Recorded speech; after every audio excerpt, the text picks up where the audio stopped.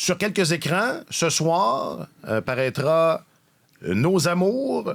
Bon, je suis pas capable de me relire. La saga. Bon, je lisais Lavage. Nos Amours, la saga des expos, un film de Robbie Hart. Vous allez aller voir ça? Vous allez aller voir ça? Je l'ai vu il y a longtemps déjà. Probablement pas. Non? Non? Ben là, les gars, je l'ai dit, vous allez aller voir ça, puis vous allez pleurer. Ouais, mais là, le documentaire de Robbie Hart, c'est celui qui est sorti il y a 15-20 ans. Non, c'est un nouveau film qui paraît ce vendredi soir sur... Robbie Hart en fait un deuxième sur la saga des expos. Ça a l'air à ça. Je ne connaissais pas. Oui, il y en a fait un au moment, il documentait les dernières années. OK.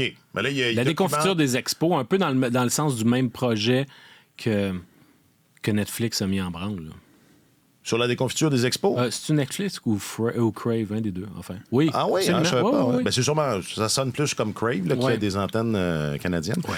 Enfin, non, c'est le film porte, de ce que j'ai compris, sur cette proposition-là de Steven Bronfman, là, de tout ça, là, le stade au bassin Peel, les équipes sœurs ou les équipes jumelles. Puis, ça va être dur de susciter de la nostalgie pour un projet, un qui n'a pas vu le jour, mais deux qui avait ni queue ni tête. Qui avait aucun bon sens.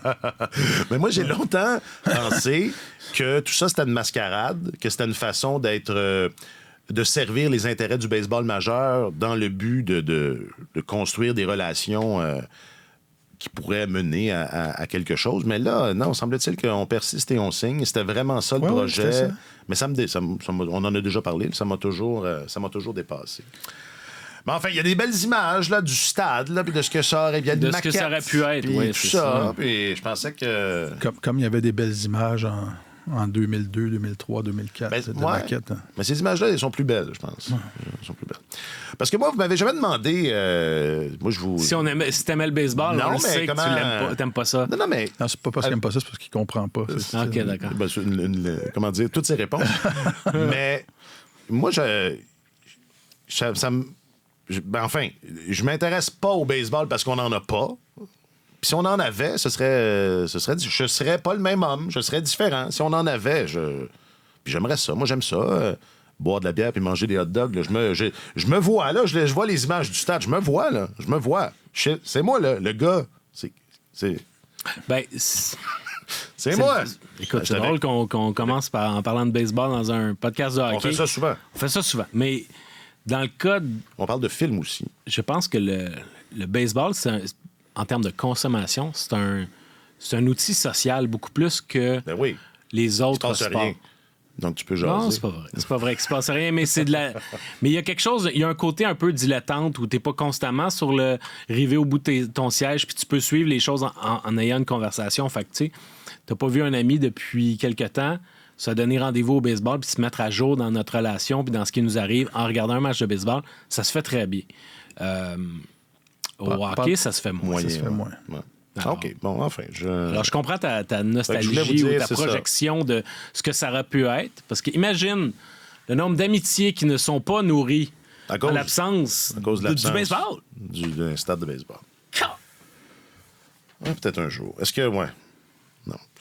OK. Bon, aujourd'hui, des Maple Leafs qui font du Maple Leafs. La première ronde achève. Et des trophées pour tout le monde. C'est tellement hockey, épisode 319.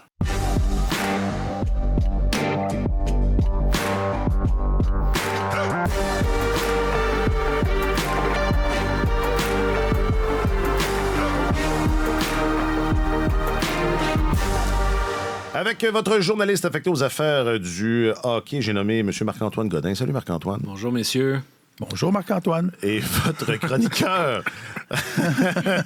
au principal au service des sports et bientôt animateur d'une émission pour enfants, Martin Leclerc. Salut Martin. Bonjour les amis. Allô tout le monde.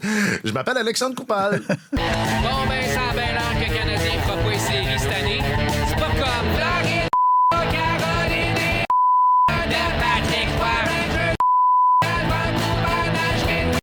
Colorado, Edmonton, Boston, Dallas, Vegas. J'ai mis mes chaises sur la parade. Il y a quelques noms qui ont été biffés. Voilà, notre thème des séries qui est à jour. Oui. Et c'est ça. On a biffé, on a coupé le nom des équipes éliminées. D'ailleurs, on va en faire un. Ça rend la chanson de plus en plus vulgaire à mesure que, que le temps passe. Ce thème, 18 ans et plus. On va donc en enterrer quelques-unes de ces équipes qui ont été éliminées. Mais d'abord, on se croirait pratiquement à TSN. On va parler des Maple Leafs. Coudon, est-ce qu'on est à TSN? Ouais, c'est ça. Ben écoute, eux, ils sont en séries éliminatoires. Oui. Non, mais même quand ils sont pas... On peut pas inventer des séries quand le Canadien n'est pas en série. Non, je sais bien. Mais écoute, non, de toute façon, au-delà de ça, je badine, mais je pense que c'est la plus grosse histoire de ces séries-là. Je sais pas par où vous voulez commencer, mais c'est pas fini. C'est pas fini tant que c'est pas fini. Ben moi, je peux commencer par le fait que les Bruins de Boston me déçoivent amèrement. Ils étaient en position de pouvoir éliminer les Maple Leafs et 2 matchs de suite, ils ont amorcé le match complètement à plat. Hier, ça a pris une moitié de rencontre avant qu'ils se mettent à jouer au hockey dans le sens du monde. Puis, ça n'a pas été suffisant. Je trouve, ils avaient... C'est sûr qu'ils ont dirigé quand même passablement de tirs vers le filet des Maple Leafs, mais il y en a plusieurs qui ont raté la cible, d'autres qui ont été bloqués, si bien qu'après la première période, il y avait seulement un tir qui avait été cadré par les Bruins. C'est nettement insuffisant. Tu ne peux pas espérer battre Joseph Woll dans cette situation-là. Et soit dit en passant, Joseph Woll, le gardien de but des Maple Leafs, qui agit un peu comme porte-bonheur pour les Leafs dans cette série-là, son apparition dans la série a vraiment changé le cours des choses. Je ne suis pas en train de leur prédire la Coupe Stanley. C'est ça le titre loin s'en faut. Godin prédit la Coupe aux Maple Leafs, c'est ça le titre de l'épisode. Mais Woll, il me semble avoir un effet analogue à Cam Ward quand il s'était amené dans la série face aux Canadiens de Montréal en 2006. Les Hurricanes avaient amorcé la série avec un certain... Arthur Sirbé. Non, c'est pas Arthur Sirbé. Non. C'était... mon Dieu, comment il s'appelle? Martin... c'est Martin Gerber. C'était Martin Gerber qui avait amorcé la série. Et ça allait bien pour le Canadien. Ça allait très bien pour le Canadien. Et subitement, Cam Ward a changé le cours de la série. Puis on connaît la suite. Que tu fais parce que les Hurricanes ont gagné la Coupe Stanley cette année-là. Oui, je sais, mais je ne fais... Et Cam Ward est devenu une super Je vedette. ne fais qu'utiliser le pivot dans la série entre les Canadiens et les Hurricanes. L'apparition de Cam Ward, ce que ça a changé dans le momentum de la série, ça me semble analogue. Après ça, je ne suis pas en train. Là, tu m'as pas écouté. J'ai pris la peine de mettre la prémisse, de mettre tous mes gants blancs, toute la quête, puis tu tombes dans le panneau comme un vaurien. C'est parce que cette analogie-là elle est forte. Est parlante. Ouais, voilà. Elle est parlante. Je me souviens l'année dernière, quand nos collègues des réseaux sociaux nous avaient demandé d'identifier un joueur qui pouvait être le joueur surpris, qui pouvait causer surprise majeure dans les séries. Et j'avais mis Joseph Woll sur ma liste et il avait été inséré, je pense, en série, juste contre les Panthers de la Floride, là, quand ça allait mal pour les Maple Leafs, mais il avait quand même bien fait. Moi, je l'aime bien, Woll. Je trouve qu'il est techniquement solide. C'est un gars qui a l'air très, très calme devant son filet. Il a un bon gabarit. Et ça n'a pas l'air d'une aventure à chaque fois qu'il reçoit la rondelle. Mais malgré ça, les 2 victoires des Leafs, là, tu regardes les cartes que les Leafs avaient hier. Là, ils jouaient à domicile. Ils n'avaient pas remporté un match à leurs 6 derniers à domicile. Ils n'ont pas marqué plus que 2 buts dans 12 de leurs 13 derniers matchs en série. Ils ne marquent pas beaucoup de buts. Ils ont de la difficulté contre Boston. Puis là, en plus, Matthews ne jouait pas. Ils ont pas. Ça regarde mal. Il n'y avait pas, c'est ça. Les probabilités n'étaient pas en leur faveur. Et Woll fait le travail. Mais dans ces 2 matchs-là, même si les Bruins ont été, je pense, surpris par l'échec avant... féroce des Maple Leafs. C'était pas comme ça au début de la série, mais là, on voit qu'il y a vraiment une détermination à frapper les défenseurs des Bruins, à les garder, les maintenir le visage dans la baie vitrée.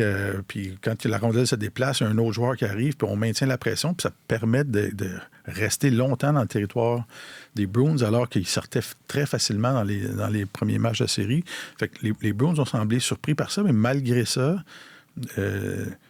les Bruins ont eu beaucoup de chances de marquer de qualité, plus que les Maple Leafs dans ces 2 matchs-là. Et honnêtement, si Wall n'était pas là dans le match numéro 5, c'était probablement fini. C'était terminé. Ouais. Alors que j'ai hâte de voir parce que ils n'ont encore pas marqué beaucoup de buts hier. Ça tenait encore pas à grand-chose. Ouais. Mais là, le fardeau est tombé sur les Bruins qui ont été éliminés comme ça la saison dernière. Puis ça va être intéressant de voir ça. Je trouve ça super intéressant. C'est pas une série qui m'a paru particulièrement animée ou captivante, malheureusement. En fait, de manière générale, c'est pas le premier tour de séries éliminatoires le plus emballant qu'on aura eu dans l'histoire du hockey. Là. Non. Mais cette série-là présente un 7e match qui est très chargé, je trouve, en termes d'héritage, de mauvaises séquences que nécessairement une des 2 équipes va réussir à terminer et l'autre va poursuivre. Alors, tu sais, les Bruins, on s'en souvient, menaient 3-1 dans leur série l'année dernière face aux Panthers de la Floride et ils se sont fait remonter, ont perdu. En fait, ils ont perdu les 6 derniers matchs où ils étaient en position d'éliminer leur adversaire. Donc, ça remonte à il y a 2 ans contre la Caroline. L'année dernière, face aux Panthers et maintenant les Leafs. Donc, ils sont dans une... manifestement, ils n'ont pas suffisamment le mort aux dents puis l'instinct du tueur parce qu'ils avaient... Donc, c'est 6 matchs de suite. Et les Maple Leafs, c'est à peu près la même chose. 6 matchs également où ils perdent des 7e matchs. Alors, eux autres... C'est drôle parce qu'il y a une séquence, hein, ça revient pratiquement à tous les 5 ans, pas tout à fait, mais en 2013, Boston s'était retrouvé 3-1 face aux Maple Leafs et avait fini par l'emporter en 7 matchs. Mm-hmm. En 2018, Boston prend l'avance 3-1, finit par l'emporter en 7 matchs. Est-ce que ça va être encore la même chose en 2024? On verra bien, mais je trouve que c'est clairement 2 équipes qui ont un fardeau dont ils se cherchent à se débarrasser. Puis on ajoute à ça le fait que les 2 entraîneurs qui sont en présence, Jim Montgomery d'un bord et Sheldon Keefe de l'autre, on dirait que c'est un match où l'un ou l'autre pourrait jouer son emploi également. Ah ouais? À ce point, ah ouais? Même du côté de Boston? Ben, c'est parce que les résultats en saison régulière sont là, mais sauf que quand tu as 2 saisons de suite où tu t'effondres de cette manière-là, les Bruins ne sont pas une organisation qui se montre particulièrement patiente envers ses entraîneurs-chefs. Puis là, ils disent, si lui, en termes de préparation, si Montgomery ne réussit pas à être certain que le feu est bien allumé en début de rencontre et que justement, l'équipe a suffisamment l'instinct du tueur, peut-être que peu importe notre rendement en saison régulière, il n'est pas capable d'amener l'équipe plus loin, aussi loin que ce dont elle serait capable. Donc, à mon sens, il y a une vulnérabilité du côté de Montgomery si jamais les Bruins perdent la série. Puis évidemment, dans le cas de Keefe, il y a bien des gens qui les avaient enterrés avant l'heure. Je lève la main, moi, je fais partie de ceux-là. Puis je pense que le cours de la série ne change rien au constat que je fais par rapport à la façon dont cette équipe-là est construite. Mais si jamais les Maple Leafs perdent, je pense que Keefe aussi, son poste est en danger. Donc, il y a beaucoup de choses dans la balance dans ce 7e match-là. Mais on disait mardi que au-delà de cette première ronde-là, ça va prendre un parcours satisfaisant là, pour que tout le monde revienne là, l'année prochaine. Puis je pense pas que d'être éliminé en 2e ronde, ça va être un parcours satisfaisant si jamais c'est ça qui arrivait. Mais enfin, allez écouter l'épisode 318. Tout est là. Dans le cas des Bruins, écoute, je me demande, comme gestionnaire d'une équipe de hockey, il faut que tu regardes aussi la vérité là, sur ton équipe. C'est vrai qu'ils ont des très bons résultats en saison régulière, les Bruins. La saison dernière, ça a été époustouflant. Mais tu regardes le portrait de cette équipe-là maintenant, offensivement, tu finis toujours par perdre. C'est toujours ton maillon faible qui finit par te faire perdre dans les séries éliminatoires. Puis ils jouent bien défensivement, les Bruins. Ils sont disciplinés, ils ont une façon de faire, ils ont une culture. Mais il faut dire les choses, ils n'ont pas de punch en attaque, là. Puis je pense avec Alex, qu'on disait ça mardi, c'est pas une bonne équipe de hockey ne peut pas se faire culbuter par Brad Marchand. Tu sais, c'est un bon joueur de hockey, Brad Marchand, mais il devrait pas dicter l'allure d'une série, à mon sens, surtout là où il est rendu dans sa carrière. Fait que ils sont un petit peu... Puis c'est une des choses que les Maple Leafs ont corrigées dans les 2 derniers matchs. L'avantage numérique des Bruins fonctionnait à 46 % je pense, après 4 rencontres. Les Maple Leafs ont eu une pénalité par match dans les 2 derniers matchs. Ça a été un bon truc, ça a été terminé. Oui. Ben, il y a aussi il y a le phénomène, plus on avance dans une série, moins les arbitres ont d'hélium dans les bras. Ils en ont manqué quelques-uns hier. C'est ça lève un peu moins, mais c'est un facteur qui change la donne aussi. Là. Les Maple Leafs ont été plus disciplinés ou moins pénalisés. Puis ils ont travaillé vraiment plus fort en échec avant. Là, ça a changé. Là. Et quand vous manquez de punch à l'attaque, d'avoir moins d'opportunités en avantage numérique, évidemment que ça peut faire mal. Juste un mot sur Matthew Knies. Tu sais, on a souvent dit de William Nylander qu'il était le meilleur joueur des 4 gros en série. Mais moi, je trouve que Knies, non seulement marque des buts importants, mais c'est pas lui qui fait la passe sur Nylander, sur le but. Oui, absolument. C'est un beau jeu. Tu sais, quand on parle, on va en parler de l'avenir de cette équipe-là, là, quand ils vont être éliminés, soit en fin de semaine ou dans 10 jours. Mais il y a là, c'est une belle. Puis on parlait de Joseph Woll. D'ailleurs, parenthèse sur Woll, mais pourquoi c'est pas lui le gardien numéro 1 de cette équipe-là? Est-ce qu'il était blessé cette année? Ou je sais pas, il a été blessé pendant un bon bout de temps. Il était revenu à la fin de la saison, sauf que pendant sa blessure, Samsonov a connu une deuxième moitié de saison très, très encourageante. Ça a été une belle histoire à Toronto. Son séjour dans les mineurs lui a redonné son pep. Il a fini vraiment sur une bonne note, donc il était le gardien de confiance au moment d'amorcer les séries éliminatoires. Donc, il y a ça, puis Knies aussi qui... enfin, moi, je pense qu'il va rendre une décision à prendre sur les 4 gros, c'est-à-dire se départir de 1, genre, plus facile. Son émergence va favoriser ça, non? Je ne sais pas s'il va un jour avoir le genre de production offensive que les autres ont, mais pour les Maple Leafs, c'est précieux de pouvoir développer des jeunes comme ça, parce que c'est toujours... Le casse-tête à la fin de chaque saison, c'est comment on remplace les joueurs de soutien qui s'en vont, qui vont et qui viennent. Et ça prend des joueurs de qualité pour entourer le noyau. Là. Il me semble d'être un joueur qui peut être un joueur complémentaire que tu peux déplacer partout sur ton top 9. Tu peux le mettre sur ton premier ou ton troisième trio. Ça, à sa manière, il peut devenir un peu leur Arturi Lekonen avec le temps. T'sais, c'est pas un gars qui, à mon sens, va faire une tonne de points, mais c'est un gars qui est lourd, qui est très engagé, qui ressort beaucoup plus que bien de ses coéquipiers en séries éliminatoires. Ça, c'est révélateur. Puis c'est un gars qui n'a pas froid aux yeux, il ne se laisse pas dépasser par le moment. Il avait été bon en série aussi l'année dernière. Oui, absolument. Donc, c'est un gars que le Canadien avait sur leur radar quand ils ont choisi Logan Mailloux. OK. Selon mes informations, si ce n'était pas Logan, c'était Matthew Knies le suivant. Je trouvais que Knies, c'était pas assez explosif. C'était plate. Ça ferait pas de vague.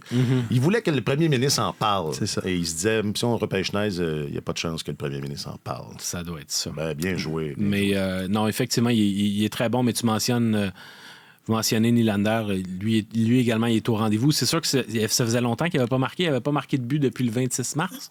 Donc, ça faisait une mèche. Ouais. Mais tu vois à quel point c'est un gars qui est dangereux, qui est engagé. Puis, c'est pas toujours une question de points parce que Marner n'a pas la réputation d'être un gars de séries éliminatoires. Puis, tu regardes au total des points, ça se compare tout à fait avantageusement à Nylander puis les autres gros canons des Leafs. Peut-être Tavares un petit peu moins. Mais c'est juste au test de l'œil, simplement quand tu les regardes jouer, son impact sur les matchs est beaucoup moindre que celui de Nylander qui, lui, fait sentir sa présence. Il y a eu une inversion en troisième période au niveau des trios, là, parce qu'on a envoyé Nylander avec Bertuzzi puis Domi. Ça a porté fruit. Puis, effectivement, c'est lui qui a marqué les 2 buts, dont celui en échappé. Tu fais référence à la passe de Knies. La passe de Knies. Là-dessus, je trouve que Charlie McAvoy s'est vraiment sorti du jeu parce qu'il s'est fait piéger, comme dirait Pierre-Houd, en voulant faire une mise en échec sur Knies, puis la passe du revers de Knies a vraiment libéré Nylander qui avait, lui, une voie ouverte vers le filet de Jeremy Swayman. Ça, c'est une autre affaire du côté des Bruins, c'est que je trouve que leur profondeur n'est pas au rendez-vous. Des fois, puis non seulement tu as des joueurs d'impact, mettons comme Pasternak, qui n'a pas vraiment l'impact qu'on voudrait, certainement pas équivalent à celui de Marchand dans cette série-là. Mais si tes meilleurs joueurs ne fonctionnent pas, il faut au moins que ta profondeur prenne le relais. Puis je trouve que en attaque comme en défense, c'est pas les meilleures années en termes de formation du côté des Bruins. Donc, un gars comme Charlie McAvoy a tendance à être surtaxé, puis il commet plusieurs erreurs. Je trouve qu'il n'a pas été, même s'il a été extrêmement visible en termes de coup d'épaule hier, il a fait des choses qui ont rendu service aux Maple Leafs plus qu'aux Bruins par moment. En séries éliminatoires, chez les Maple Leafs depuis 5 ans, meilleur marqueur, Austin Matthews, 13 buts, 21 passes, 34 points en 34 matchs. Mitch Marner, 6 buts, 27 passes, 33 points en 36 matchs. Nylander, 16 buts, 15 passes, 31 points en 33 matchs. C'est quand même... Pour des gars qui ont une réputation de disparaître, le ratio est quand même pas mauvais, mais Nylander est celui qui... Qui a mettre dedans. C'est lui qui... Mais au total, c'est une équipe qui a de la misère. On le voit face aux Bruins, ils ont de la misère à marquer des buts. C'est une machine offensive en saison régulière. Ouais. À 5 contre 5, entre autres, c'est une très, très bonne formation, sauf qu'ils peinent à marquer plus de 2 buts par rencontre depuis le début de la série. Fait que je trouve que le bonnet d'âme va aux Bruins de ne pas en avoir davantage profité pour frapper le dernier clou. Là. Ouais. Mais ils ont trouvé le truc, c'est s'ils marquent juste 2 buts, c'est d'en donner juste un. Puis là, ça fait 2 fois et ça fonctionne. Qui est-ce qui gagne ça? C'est ma façon de C'est une bonne question. Merci. Il faut rester cohérent. Moi, au début de la série, je disais que les Maple Leafs allaient l'emporter parce que leur force de frappe était supérieure à celle des Bruins, les raisons que j'ai énumérées tantôt. Mais les Maple Leafs n'ont pas battu les Bruins en série depuis 1959.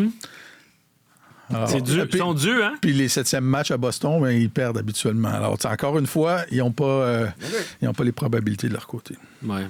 Moi, j'aurais tendance à y aller avec les Bruins, mais je suis très inquiète de leur comportement, de leur attitude générale. Je les trouve amorphes, je les trouve... C'est comme si le réservoir était déjà à sec, tu sais. Puis ils ont donné ce qu'ils avaient à donner. Fait qu'est-ce qu'il leur reste, t'sais? En principe, de manière cartésienne, quand tu regardes les tendances, etc., est-ce que le passé garant de l'avenir, etc., etc., tu te dis, ben, les Bruins. Mais le momentum est tellement pas là. Ouais. Ça fait penser à la saison dernière. À un moment donné, on disait qu'il était plus capable. Que le citron avait été pressé, là, puis qu'il n'y avait plus de réponse à ce que les Panthers leur donnaient. En tout cas, Jim Montgomery est clairement inquiet pour son équipe. Ça se voit là, à la suite des 2 dernières défaites. Tu te dis, ouf! Il voit qu'il y a quelque chose qui est éteint chez son équipe. Puis tu peux pas être éteint à ce temps-ci de l'année. Là, c'est aussi simple que ça. Puis les dirigeants mettent beaucoup de pression aussi. La direction est très... À Boston, oui. Ouais. Alors, il doit sentir la pression des 2 côtés. Là. C'est ça chauffe, mais pas à bonne place. Ouais. Non, dans le bureau, dans la loge de Cam Neely. Oh là là! Il faudrait que ça chauffe un peu plus en bas.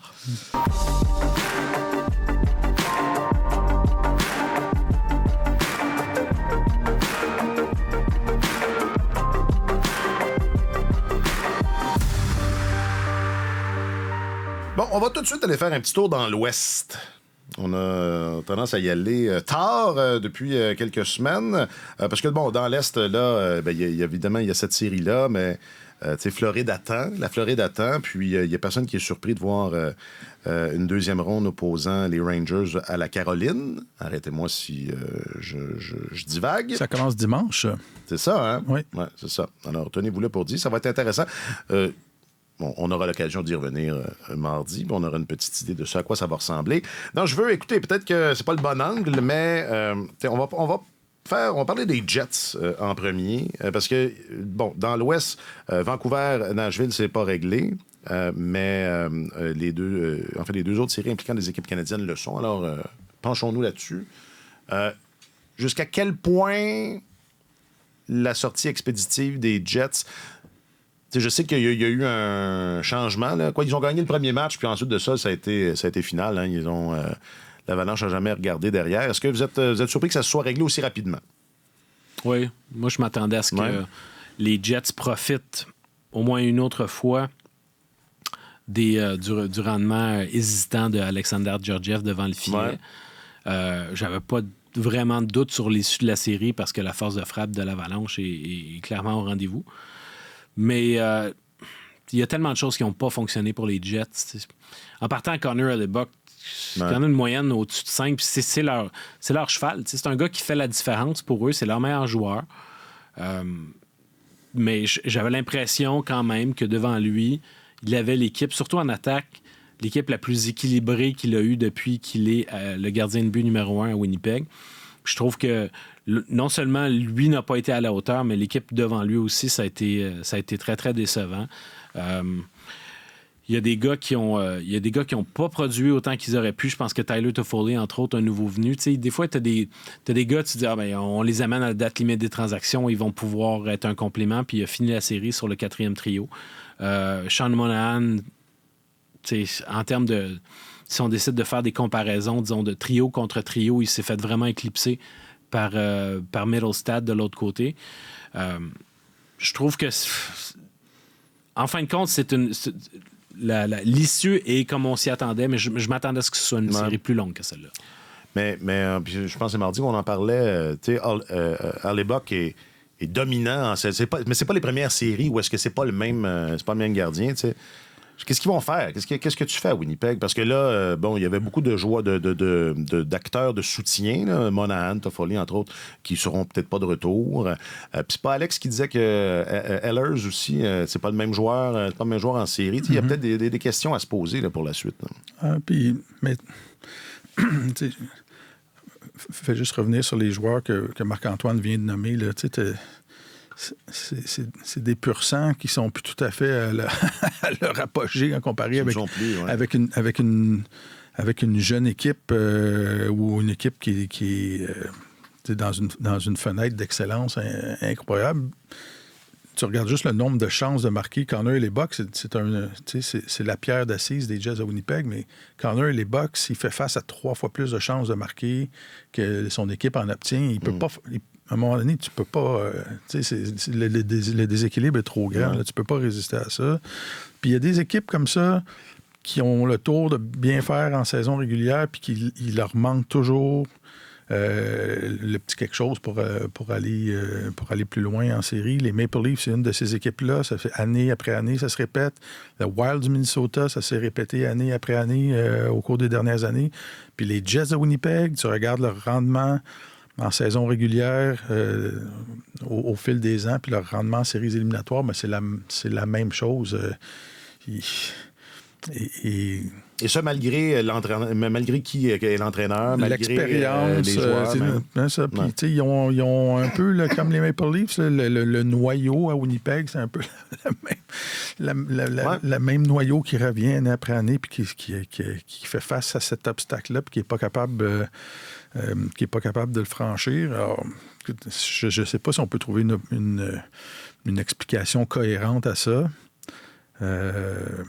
Mais si tu vas chercher Monahan en cours de saison puis qui devient un joueur important dans ton équipe plutôt qu'être un joueur de profondeur qui a de l'expérience, est-ce que ça veut dire que tu es une équipe qui aspire à faire un long parcours éliminatoire? J'ai énormément de respect pour Monahan, là, mais... Non, ça en dit plus sur où l'équipe est que sur le joueur. C'est ça. Qu'est-ce que l'usage que tu fais de ces joueurs-là d'appoint que tu vas chercher? Mais tu mentionnes Nicolas Ehlers, c'est un gars qui...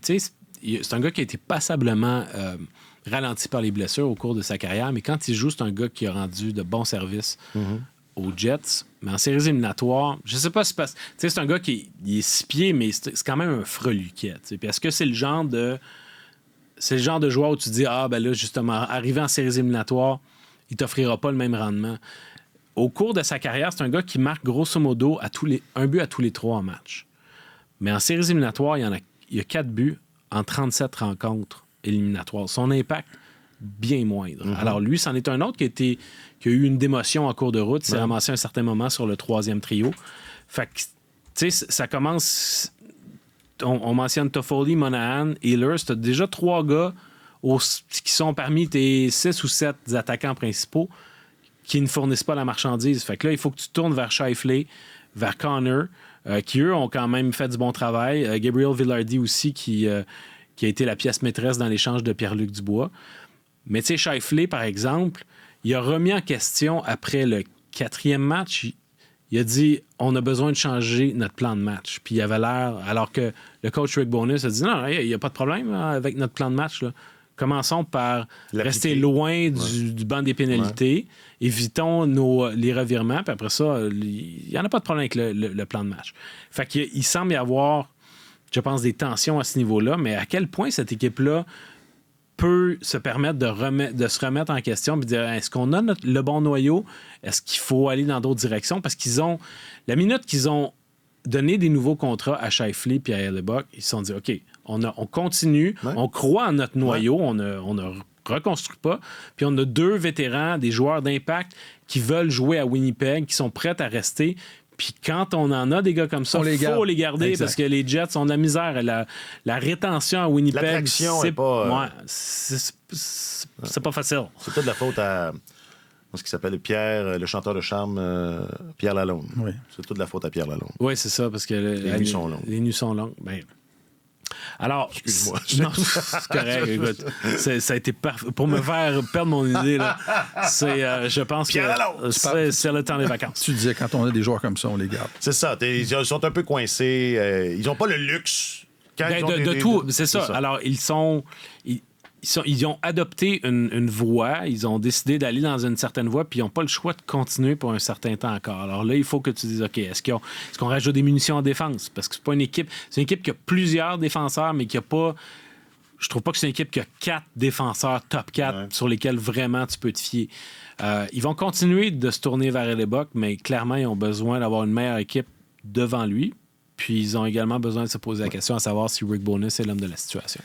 Moi, je pensais candidement qu'on ne se reposerait pas les mêmes questions à Winnipeg, mais visiblement, c'est toujours les mêmes questions, puis ça risque d'être comme ça. J'ai envie d'aborder la série Los Angeles-Edmonton sous le même angle, c'est-à-dire pour les Kings, là aussi, on est toujours un peu dans la même affaire. Là, non, c'est quoi? C'est les 3 dernières années ou est-ce que c'est les Oilers d'Edmonton qui jouent le rôle du bourreau? Ouais. Et ça, de plus en plus rapidement. C'était élimination en 7 il y a 3 ans, en 6 l'an dernier, puis en 5 cette année. Alors, quoi faire pour que ça ne se passe pas en 4 l'année prochaine? Parce que là aussi, c'est difficile de... Qu'est-ce qu'ils vont faire avec ça? Là? Qu'est-ce qu'ils vont faire avec cette équipe-là? Là? Ben, d'abord, je trouve que l'échange de Pierre-Luc Dubois leur fait extrêmement mal parce que non seulement les joueurs qu'ils ont cédés aux Jets ont été plus productifs que ne l'a été Dubois, mais à chaque fois que tu consacres un aussi gros contrat à un joueur comme ils l'ont fait avec Dubois et que le gars ne livre pas la marchandise, ben ça prête flanc à la critique. Et puis je pense qu'il est devenu, il se promène, il patine avec une cible dans son dos, Pierre-Luc. Là. Alors ça va être, c'est clairement, ça va être un problème à régler pour eux. Et je trouve que devant le filet, ils ont terminé la série avec David Rittick, qui était leur gardien de but numéro 3 cette année. Alors, Cam Talbot, première moitié de saison extraordinaire, s'est ramassé au match des étoiles, belle histoire. Les choses ont piqué du nez par la suite. Phoenix Copley, lui, sa saison a pris fin en cours de route parce qu'il a dû se faire opérer. Et là, il n'y a aucun gardien dans l'organisation des Kings qui est signé en vue de la saison prochaine. Donc, eux, c'est un endroit où, clairement, ils peuvent s'améliorer. C'est une équipe qui est reconnue. C'est peut-être un peu vieux jeu, mais c'est une équipe qui est encore définie par son style défensif, par le fait que c'est une équipe qui est censée te battre avec son poids, avec son hermétisme, puis avec des buts qui arrivent au bon moment sur des contre-attaques, entre autres. Ils ont gagné des Coupes Stanley comme ça. Absolument. Ils ont raison d'y croire, mais ils sont l'exception dans l'histoire des 20 dernières années, là, où tu finis dans le dernier tiers de la Ligue en attaque, puis tu réussis à gagner la Coupe Stanley. Ça arrive juste pas. Ouais. Mais ce que je trouve étrange, c'est que c'est une équipe qui avait réussi vers, je te dirais, entre 2015 puis 2020, à vraiment faire une belle cueillette d'espoir. Puis tu dis, oh, la prochaine génération, regardez bien aller ça va être magnifique, la prochaine génération des Kings. Puis finalement, ils ont ils ont de la misère à percer, ces jeunes-là. Il y en a plusieurs qui sont finalement qui sont restés dans la Ligue américaine. Il y en a qui ont percé ailleurs aussi. Ou qui ont percé ailleurs. Fait que là, tu sais, Quentin Byfield, c'est encourageant, mais tu as des gars, tu sais, Arthur Kaliev, leur franc-tireur, a plafonné. Tu as un gars comme le fils d'Alfie Turcotte. Alex Turcotte, qui lui, c'est ça, il était dans la Ligue américaine également. Tu as plusieurs joueurs comme ça. Tu t'attendais à ce qu'ils fassent une différence au sein de l'organisation des Kings, puis finalement, ils continuent de s'en remettre à des vétérans pour pouvoir passer la rampe. Puis on dirait que plus ça va, plus ces joueurs-là, plus ces vétérans-là ne sont pas en mesure finalement de soulever les Kings suffisamment. Cela étant dit, les Oilers, c'est quand même une équipe qui, parmi les favoris à la Coupe, là, personne ne sera surpris de l'issue de la série. Là. Ça aiderait de ne pas rencontrer les Oilers en première ronde. Oui. Ça les aiderait. Juste pour clore, sur Dubois, ça se peut, là, une mauvaise... Moi, je veux pas que... Moi, j'ai pas de... Bon, évidemment, c'est un joueur québécois, puis il y en a... Puis il en reste plus tant que ça. Hein? Donc, on essaie de leur faire attention un peu, mais c'est pas dans ce sens-là que je dis ça. Je dirais la même chose si il s'appelait... pas capable de faire une version anglaise de son nom. Wood. Ouais. Peter Luke Wood. Ça se peut, une mauvaise année, ça se peut. Je veux dire, pensez-vous qu'ils vont paniquer avec ça? Il me semble que la sagesse devrait s'appliquer. Il y a eu de la misère à son arrivée à Winnipeg, à s'adapter à sa nouvelle équipe. Il avait marqué 8 buts en 40 quelques matchs. Ça n'avait pas été très bien. Puis après ça, il a donné des saisons de 28-27 buts. Fait que ça se peut aussi, tu arrives dans une équipe qui est au centre assez solide. Oui, ça a été difficile de lui trouver une place. De cadrer là-dedans, mais on s'entend, il n'a pas livré à la hauteur de son potentiel malgré ça. On peut dire que c'est peut-être une adaptation difficile, mais quand tu commandes un salaire comme ça, faut que tu t'adaptes. On parle plus d'un gars qui a 2-3 ans d'expérience dans la Ligue. Là. Puis, tu sais, c'est même pas juste une question de contrat, c'est aussi que c'est un gars qui, à 2 reprises, a dit « Ah, je serais mieux ailleurs. Puis, je vais m'arranger pour changer d'air puis avoir un nouveau départ ailleurs. » Puis là, les conditions, en principe, étaient réunies pour qu'il ait tu sais, il était dans un environnement qui lui convenait. Il a choisi l'endroit. C'est lui qui l'a choisi. Il l'a choisi pour la première fois. Là, c'est lui qui l'a choisi. Absolument. Tu sais, il a forcé la main des Jets un peu de la même manière que Matthew Tkachuk l'avait fait avec les Flames de Calgary. Il s'est ramassé là où il voulait, avec le contrat qu'il voulait. Fait que le fardeau de la preuve lui revenait. Ouais. Puis, en fin de compte, ben, ça n'a pas fonctionné. Il demeurait en séries éliminatoires un joueur de 3e et dans un certain match de 4e trio.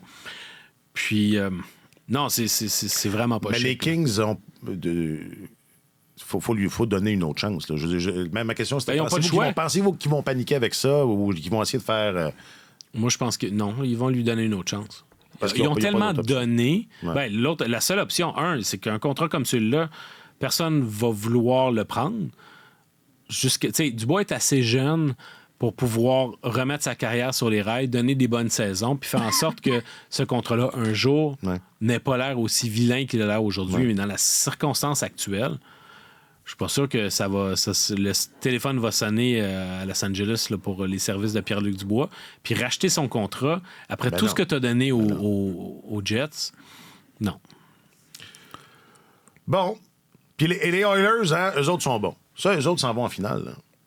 Les Oilers, le match, je pense, pivot dans leur histoire, dans leur développement comme équipe, c'était l'avant-dernier match de la série qu'ils ont remporté 1-0, où ils ont été totalement dominés par les Kings. Ils ont obtenu juste 4 chances de marquer dans ce match-là.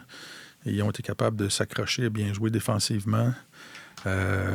Et statistiques hallucinantes dans cette série-là. Les Kings qui ont une bonne équipe défensive, qui est une bonne équipe défensive dans la Ligue nationale, qui ont laissé l'avantage numérique des Oilers fonctionner à 45%. 45% et 0% pour les Kings. Ça fait 9, donc, tu as 9 buts que tu accordes en désavantage numérique, et puis tu n'en marques pas un quand toi, tu es en avantage. C'est assez pour faire changer de bord une série. Fait que les Oilers ont quelque chose ils ont quelque chose de solide sur quoi s'appuyer. Là. Ils peuvent se dire, OK, là, on passe à l'autre tour, puis on est capable, si on veut, puis on s'applique, on est capable de jouer des matchs serrés et que notre défense tienne le coup. On n'a pas besoin de jouer pour marquer 6 ou 7 buts par match. Le directeur général, Ken Holland, a été très contesté dans les dernières années. À Détroit, les dernières années de son règne, ça ne s'était pas bien passé. À Edmonton aussi. Il est question qu'il prenne sa retraite à la fin de la saison. On verra bien si ça se produit ou non. Il a comme été tassé là, avec le changement d'entraîneur qui est survenu et le changement à la direction. À la haute direction d'équipe, oui. Pourtant, il est en train de récolter là, les... Mais c'est ça, c'est qu'il y a beaucoup de sucre qui s'est cassé sur son dos, mais je pense que tu as raison, Martin, de pointer du doigt cette victoire-là de 1-0, mais en termes juste de gestion de personnel, quand ils sont allés chercher Mathias Ekholm l'année dernière, ça a été un coup de génie. Moment déterminant. Ouais. Parce que il était question qu'il soit dans le derby Erik Karlsson et ils n'avaient pas besoin d'Erik Karlsson. C'était pas le genre de joueur dont ils avaient besoin. Quelle équipe? Quoi donc? Quelle équipe talentueuse a besoin de... C'est ça, oui. Parce que visiblement... quelle équipe aspirante? Si tu as une vraie équipe de hockey solide, là, est-ce que tu as besoin d'Erik Karlsson? Parce que l'équipe qui est allée le chercher, finalement, on s'est aperçu qu'ils n'en avaient pas tant besoin. Non, effectivement. Non, c'est sûr. Puis, je m'excuse de t'avoir interrompu, je suis désolé. Non, c'est correct.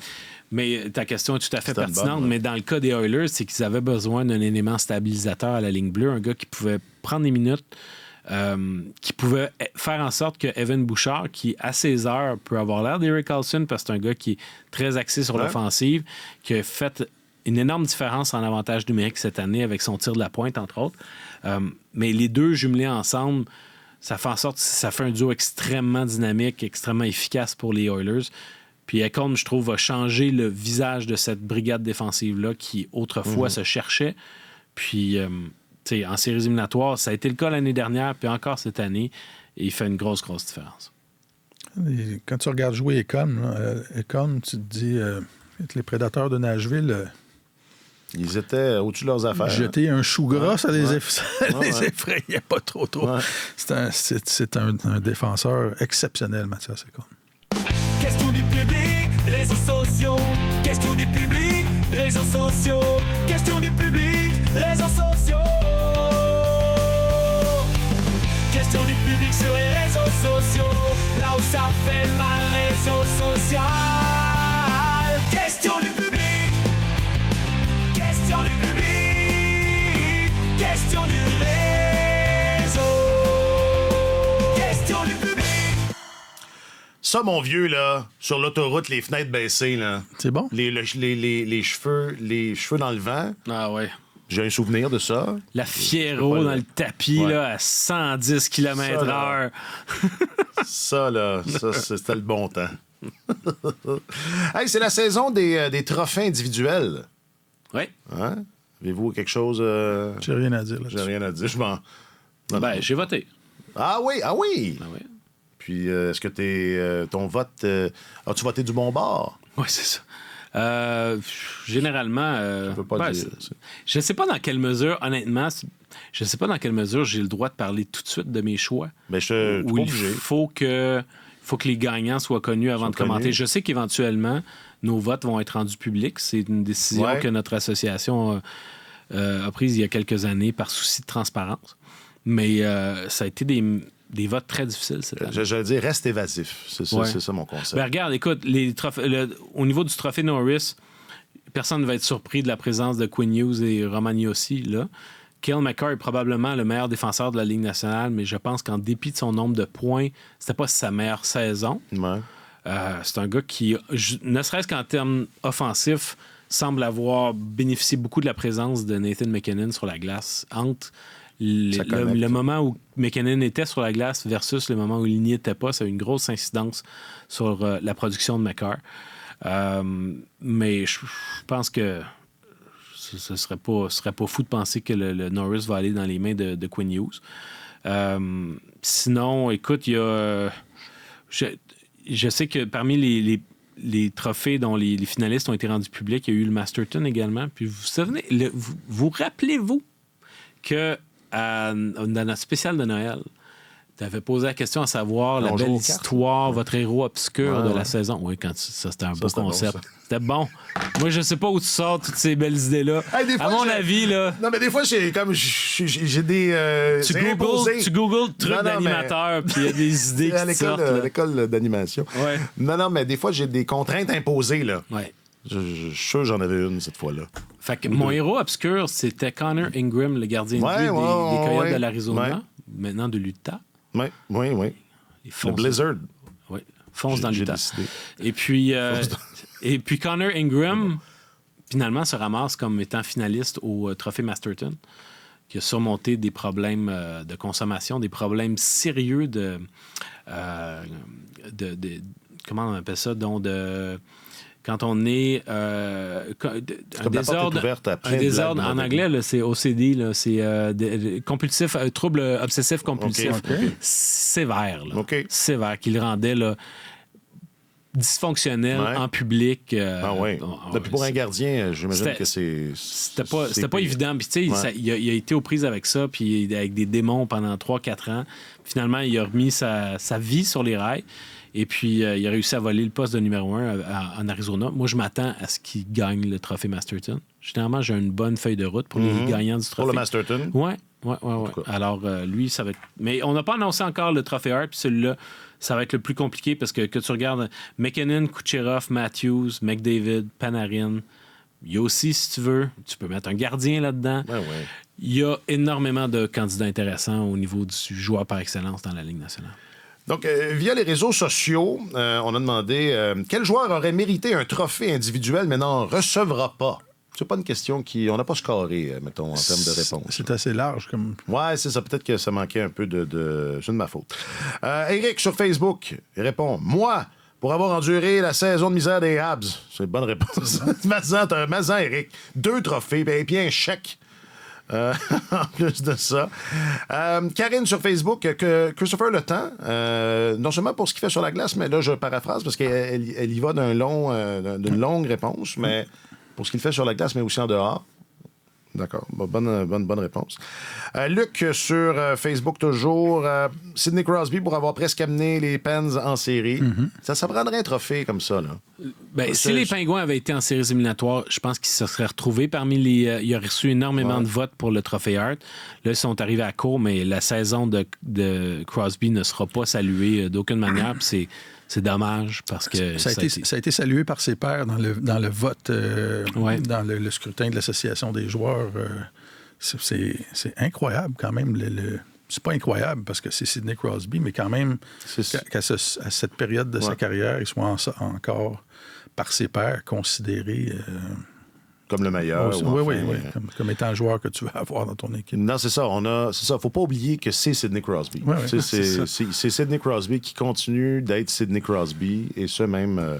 Mais c'est dur de maintenir des standards élevés comme ça sur une aussi longue période que ça. T'as raison.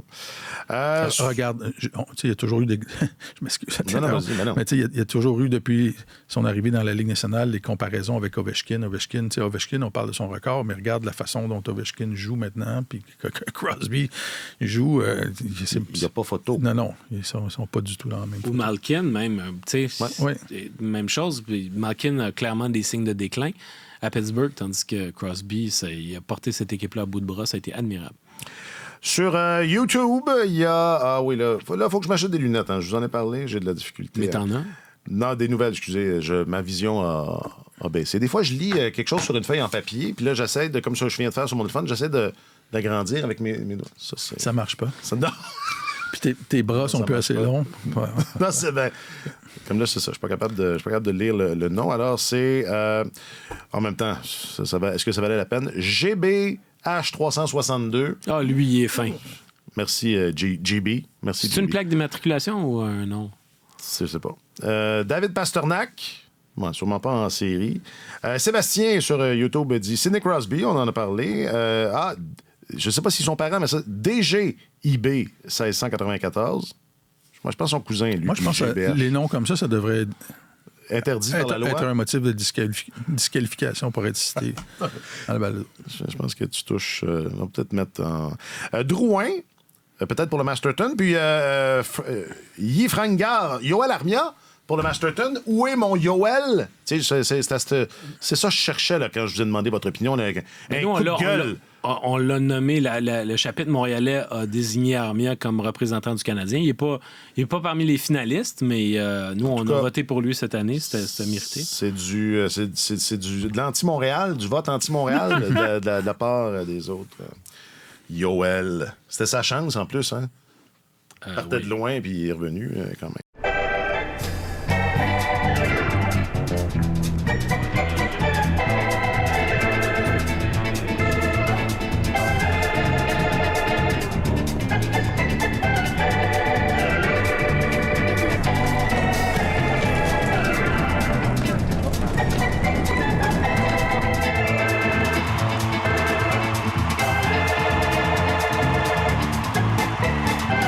On va conclure avec un petit segment hors série, pas dans le sens que ça sera pas dans le balado, mais dans le sens où on parlera pas des séries. Juste un petit mot pour commencer sur Matvei Michkov, qui, contre toute attente, coup de tonnerre cette semaine, le ska, j'aime ça quand tu dis ça, ça me fait penser à Manon. Est-ce que c'est Pierre Lalonde, ça aussi? Manon vient lancer le ska? Non, hein? J'étais comme, aïe, ce sera vraiment un épisode où on va citer Pierre Lalonde. Avec abondance. Mais c'est Donald Lautrec. C'est Donald Lautrec, voilà, merci. Tellement hockey. Venez pour les analyses sur le hockey. Restez pour les questions quiz sur les chanteurs de pommes des années 60. Donc, Michkov, sera-t-il en uniforme la saison prochaine dans le orange et noir? C'est ça que je veux savoir, parce que là, c'est apparemment que ça se peut. Oui, parce que le dirigeant de du SKA Saint-Pétersbourg, Manon en personne, a dit. Roman Rottenberg a ouvert la porte à ce que Michkov puisse être libéré en dépit du fait que son contrat est encore valide pour 2 autres saisons. Ça fait 2 années de suite où Michkov n'est pas retenu par Saint-Pétersbourg. Il est prêté à Sochi, une équipe de fond de classement où il a eu... où il peut faire ce qu'il veut. Il peut faire ce qu'il veut et il a fait ce qu'il voulait. Et c'est un peu étrange que, à une époque où, dans la KHL, le message général qui est envoyé, c'est « Arrangez-vous pour retenir vos joueurs. On veut garder nos Russes en Russie. » C'est améliorer la qualité de la ligue, puis les fleurons patriotiques, etc. Mais dans le cas, il semble pas du tout y avoir un effort de retenir Michkov en Russie. Alors là, les relations sont, semble-t-il, assez bonnes entre les Flyers et puis Roman Rottenberg, le SKA. Donc, oui, possibilité que Michkov vienne dès cet été à Philadelphie. Il n'y a rien de confirmé à cet effet-là. Non. Mais je sais pas. Moi, ça m'intrigue que finalement on dise non, vas-y. Malgré tout son talent, comment ça se fait? Si toi, tu es une équipe de premier plan dans la KHL, puis tu as un joueur avec ces habiletés-là. Super vedette, une jeune super vedette. Il est sous contrat, puis il est tout jeune, puis tu dis non, c'est bon, allez-y, prenez-le. Non seulement, tu l'as dit, et ça fait 2 ans qu'ils l'en... Dans le fond, ils en veulent pas. Ils font la démonstration depuis 2 ans qu'ils en veulent pas. Il y a anguille sous roche. Non, on verra. Moi, c'est difficile de se prononcer parce que on l'a pas vu jouer. Non, c'est ça. Il y a une aura de mystère. Puis encore, quand la saison a pris fin, il n'y a pas longtemps, la saison régulière, Daniel Brière disait dans son bilan, écoutez, nous, on l'a repêché, Michkov, on s'est dit, normalement, quand tu repêches un joueur, il faut que tu attendes 3 ans avant qu'il soit performant dans la Ligue nationale. Alors, on s'est dit, c'est comme un autre. On l'a choisi plus tôt, mais ce sera comme un autre joueur. On va l'attendre 3 ans, puis il va arriver. Alors, s'il arrive là, puis il n'est pas prêt, il va peut-être trouver ça dur. Parce que non, mais en tout cas... L'entraîneur, c'est ça. Fait disons qu'il y a plusieurs possibilités de dérapage. Non, mais tu sais, c'est un joyau, ils vont l'encadrer et tout ça, mais... Je ne pense pas, cela dit, que il y a des gens qui en tiennent rigueur aux Canadiens de ne pas avoir repêché Michkov. Écoute, c'est la première affaire que moi j'ai entendue après. Michkov va peut-être jouer à Philadelphie la saison prochaine. C'est il va jouer avant Reinbacher. Il y a comme encore beaucoup d'amertume là, vis-à-vis ça, malgré le fait que comme Martin de plein de gens qui l'ont pas vu jouer. Ben oui, c'est ça. Mais je pense pas que ce soit. Même la perspective d'un contrat de 3 ans en Russie. Je ne pense pas que ça a été le facteur déterminant dans la décision du Canadien de ne pas le repêcher. Je pense qu'ils avaient identifié chez lui, dans son attitude, dans sa façon de jouer, des choses qui les agaçaient profondément et qui faisaient en sorte que pour eux, c'était pas le gars qu'ils allaient repêcher. Maintenant, si Michkov arrive dans la Ligue nationale et s'aligne avec les Flyers dès la saison prochaine, ça ne veut pas dire que le Canadien a nécessairement eu tort de tourner le dos à ce gars-là, parce que c'est pas qui arrive le plus vite dans la Ligue nationale, c'est dans 5, 6, 7 ans, lequel de ces joueurs-là va avoir le plus gros impact sur ton équipe. Peut-être qu'ils se sont trompés, peut-être pas. C'est un gars qui a de très, très belles habiletés offensives. C'est un joueur aussi qui a été, moi, des extraits que j'ai vus, qui a tendance à tricher énormément. Et à être très désintéressé en zone défensive.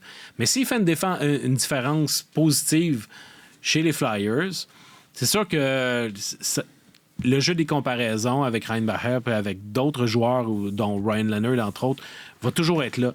Mais moi, là où ça m'intrigue presque davantage, c'est que s'il arrive avec les Flyers dès l'automne prochain, c'est une équipe qui cherche à faire des changements. Ils ont plusieurs jeunes attaquants qui sont dans la fenêtre, disons, 22-25 ans. Là. Puis les Flyers vont peut-être vouloir apporter des changements. Fait quel impact l'arrivée de Michkov pourrait avoir sur Travis Konechny, sur Joel Farabee, un gars qui pourrait être sur le marché des échanges? Joel Farabee, c'est un gars qui, à mon sens, a les outils pour peut-être intéresser le Canadien si le Canadien veut procéder à une transaction. Fait que c'est pas seulement juste Michkov qui débarque puis voici comment il va transformer les Flyers à lui tout seul, mais c'est que ça risque d'avoir aussi un effet domino sur tout le reste de la formation en attaque à Philadelphie. Moi, j'ajouterais que on pourra dire que le Canadien s'est trompé si Michkov devient une super vedette. Des super vedettes qui rendent pas leur équipe meilleure, il y en a pas, là, ou enfin, j'ai pas d'exemple en tête, mais s'il devient un joueur de la trempe, je veux pas dire Connor McDavid ou Connor Bedard, mais on disait qu'il était juste là derrière Bedard, là. S'il devient ce joueur-là, là, on pourra dire peut-être qu'ils ont laissé filer une opportunité de mettre la main sur un joueur de cette qualité-là, mais même si Michkov débarque l'année prochaine et qu'il marque, je sais pas, 25 buts à sa première année, s'il y a un différentiel de moins 40 puis que les Flyers font pas les séries, on sera pas plus avancé. Là. Je pense que Michkov, c'est le genre de gars qui peut t'aider à gagner ton pool. C'est ça. Est-ce que c'est un gars qui va t'aider à gagner la Coupe Stanley? Voilà. Ça, c'est pas évident. Et à choisir entre ton pool et la Coupe Stanley? Ouais, Jean, je pense que poser la question, c'est y répondre. Puis il faut être prudent aussi avec les statistiques offensives en KHL. Là. Quatrième meilleur marqueur de la Ligue cette année, c'est Jordan Wheel. non, mais... Je pense que c'est éloquent ce que tu viens. Et c'est comme ça, je sais pas si vous jetez un coup d'œil des fois, là, mais c'est comme ça saison après saison. Là. Alors, il faut en prendre avant de transposer puis dire, OK, le jeune a marqué... il a marqué quoi, 19 buts cette année? Michkov? Ou Jordan Wheel? Mais Michkov. Oui, 19 buts. OK. Il y a 19 buts. 41 points en 47 matchs. Non, écoute, c'est sûr que c'est un gars qui... il génère de l'attaque. Il n'y a aucun doute là-dessus. Okay. Allez, on termine avec un mot sur le Canadien. Parce que on a failli faire 60 minutes là-dessus, mais je me suis raisonné. Adam Engstrom, lui, il s'en vient. Ben, quoi que c'est pas sûr. Mais est-ce que le fait qu'il signe un contrat de 3 ans, parce qu'on en parlait avant que tu arrives, Marc-Antoine, on parlait dans ton dos un peu, puis à un moment donné, on s'est tanné, parce que on avait fait le tour. Parce que vous êtes habitué de faire ça. On fait tout, c'est notre routine. C'est notre routine du vendredi. Puis, je demandais à Martin, c'est ça, est-ce que ça veut dire que il va être en Amérique dès cet automne? Ça peut laisser pointer vers ça, mais Martin, tu me disais que s'il retourne en Suède ou peu importe, là, dans un de ces pays européens, le contrat ne s'active pas nécessairement tout de suite. As-tu quelque chose à dire là-dessus? C'est comme... J'ai pas grand-chose. Je me souviens qu'il y a une entente avec la Suède, entre la Ligue nationale et la Suède, que si un joueur ne perce pas l'alignement de la Ligue nationale, il y a une clause de rétention là, qui le contrat doit retourner là-bas. S'active juste l'année. Il s'active juste quand il joue. Oui, c'est ça. C'est la clause. C'est une clause de réaffectation pour les joueurs européens. Fait que s'ils n'obtiennent pas de place dans la Ligue nationale, au lieu d'aller jouer dans la Ligue américaine, ils ont la prérogative de dire moi, je veux retourner dans mon équipe européenne. Mais ça ne les empêche pas d'aller dans la Ligue américaine. Non, absolument pas. Mais moi, selon les informations que j'ai eues, l'intérêt, ce qui était prévu, c'est que Engstrom allait rester en Amérique du Nord la saison prochaine. Pour l'instant, il n'est même pas sous contrat avec Rögle, la formation pour laquelle il a évolué en Suède cette année. Donc, l'espoir et le vœu du Canadien, c'est qu'il soit... Au camp. Il va être au camp, mais qu'il reste la saison prochaine en Amérique du Nord, que ce soit à Montréal ou à Laval. Donc, c'est ça. C'est un gars qui a des très, très belles habiletés offensives. Très bon patineur pour son gabarit. C'est un gars qui... il est pas...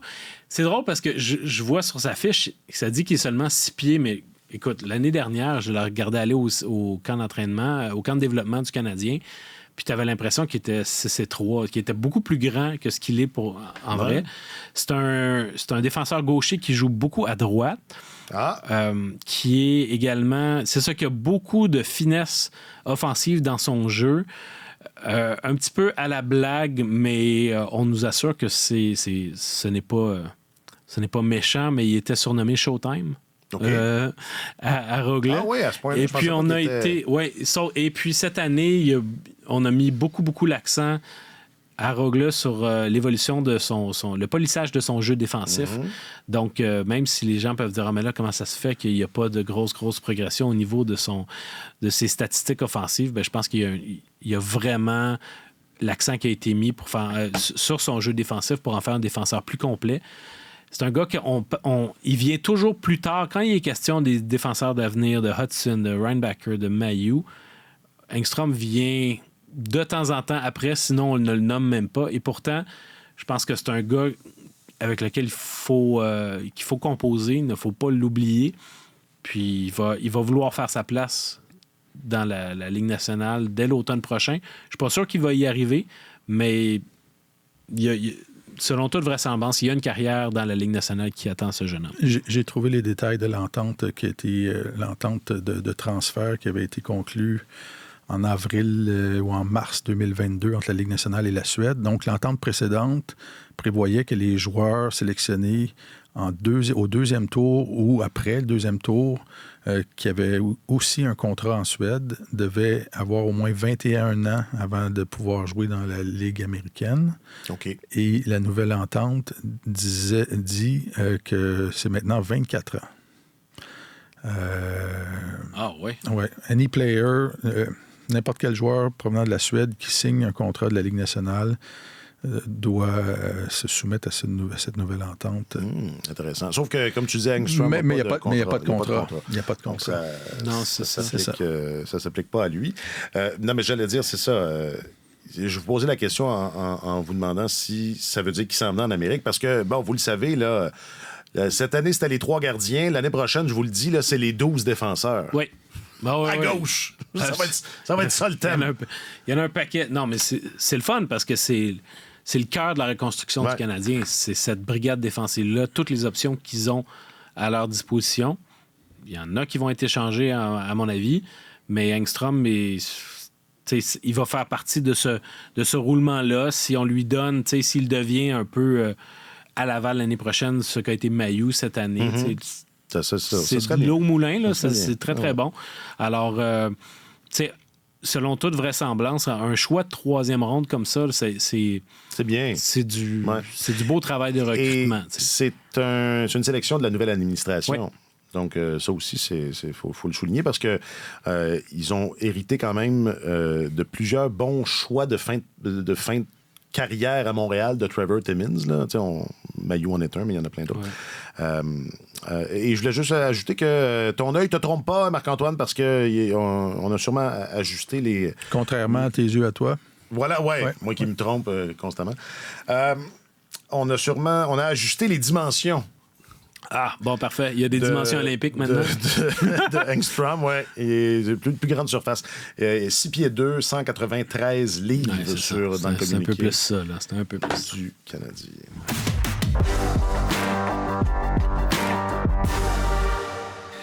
Il va rentrer juste. Il va fitter juste dans le... Je sais pas. Je magasine des électroménagers. C'est ainsi, puis j'ai des contraintes de dimension. Bon, sinon, vous autres, ça va? Ouais? Ça va. Magasinez-vous, êtes-vous... Non? Non. Pas besoin de rien. Je me magasine des antibiotiques. Pas besoin, oui, c'est vrai.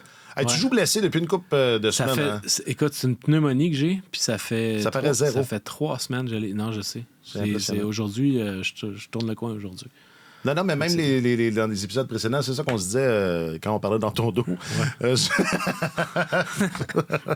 C'est remarquable à quel point t'es fait fort. T'es fait fort. C'est ça qu'on dit dans ton dos. Bon, on continue en séries éliminatoires. Voilà. Faut jouer blessé. C'est ça. Tu passes pas à Toronto. Non, je sais pas. Marc-Antoine Godin, en plus d'être l'homme de fer, tu es notre journaliste affecté aux affaires du hockey. Et l'homme de paille aussi. Ça dépend. Ouais. Ça dépend des jours. Oui, c'est ça que je fais dans ma vie. Je suis votre journaliste. Ouais. Merci infiniment, mon cher. Ça fait plaisir. Martin Leclerc, tu es notre chroniqueur principal au service des sports. Oui. Merci. Merci pour ça. Bon week-end. Et pour toute la médisance que l'on partage quand on attend... Marc-Antoine. Ou Gascon. Gascon, on l'attend... Non, on l'attend des fois. Jacques-Alexis Bernardin est le signataire de ce balado. Beau travail, Jack. Merci, mon vieux. Puis go Bears. Tiens, hein, je me sens, je sais pas, tout léger ce matin. Je m'appelle Alexandre Coupal. Passez un bon week-end. Puis bon début de deuxième ronde parce que, ça vient vite. Sur tous les terrains et sur tous vos appareils. Radio-Canada Sport.